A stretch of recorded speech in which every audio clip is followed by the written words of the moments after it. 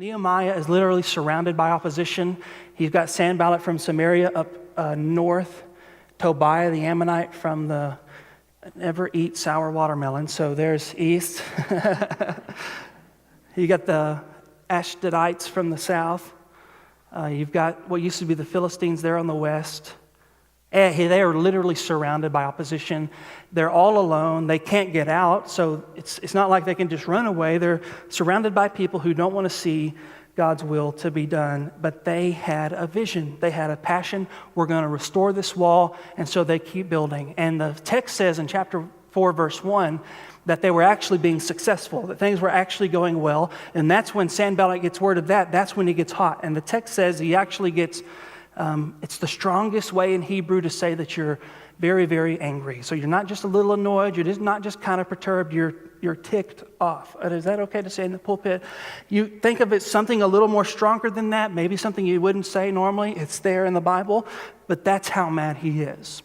And so he's got his people there in Samaria. He's got his army. He's got some of his brothers and his friends there. And since he's so mad and he wants to stop what God's doing, what he does is he just begins to mock the Jews. And he asks the question, do these feeble Jews really think they have what it takes? And so he questions their character. He questions their competency. He questions their commitment. Are they going to finish in a day? Do they really think they have the tenacity and the perseverance and the endurance to do what this job requires them to do? He questioned the feasibility of the project. He questioned their competency.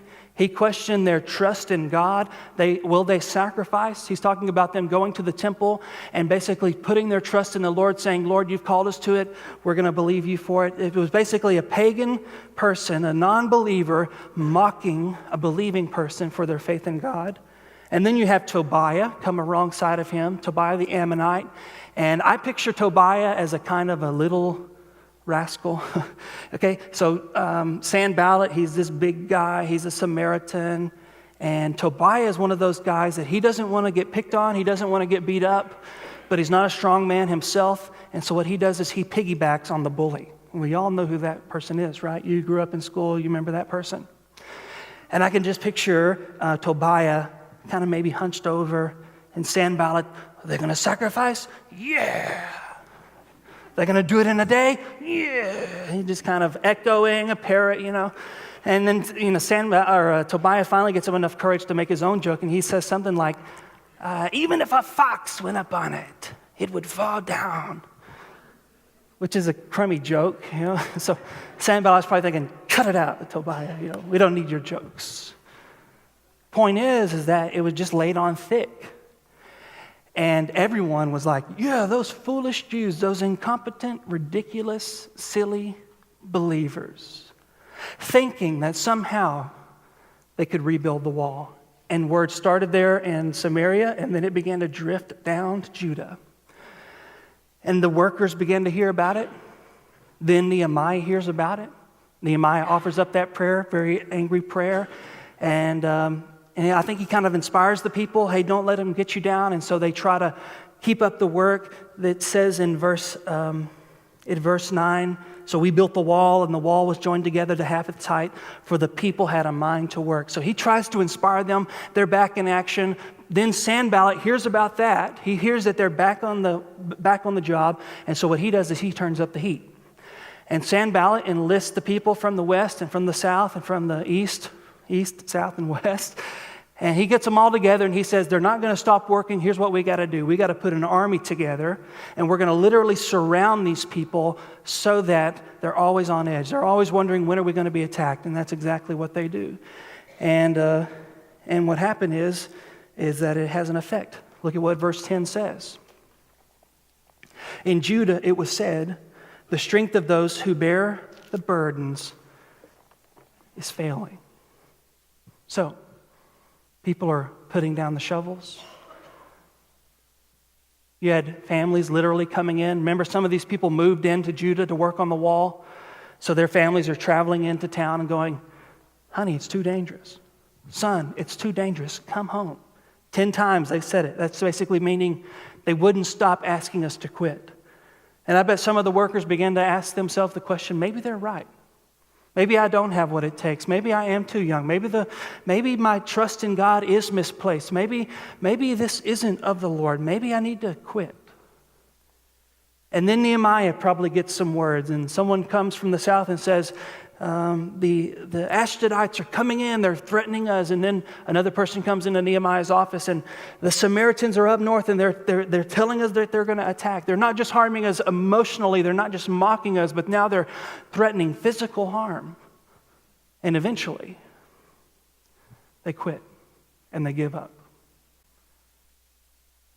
You've been there, right? You had a vision. I'm going to raise this child. I'm going to wait until I'm married to have sex. I'm going to marry a godly person who's also good looking. You'll wait a while, but I'm going to wait. I'm going to start this business. I'm going to get into ministry. I'm going to go on a mission trip. I'm going to adopt this child. And you were excited and you were committed and you had the burden. And then here come the critics and the opposition. You don't have enough money. And maybe a crisis happened and your bank account's empty. And maybe that person who you wanted to save this relationship, I don't want my marriage to end, and they are not working with you, and they're doing everything that they can to make it impossible.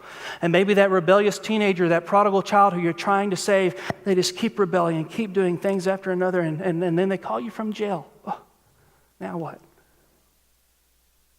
And you're discouraged, and you're wondering, just like these people were wondering, is my trust in God misplaced? Is this foolish? Maybe I am too young. Maybe I just need to quit. And some of you quit. Some of you let the vision die. Gave up on the marriage, kicked the kid out of the house, racked up the credit card debt, got out of the ministry, never went in. You just quit. And when you let the vision die, you know what happened? A little bit of you died as well. And maybe you're sitting there this morning and you're wondering, what if? And you've got that regret, and you're wondering, if I would have done things a little bit differently, would things have turned out differently?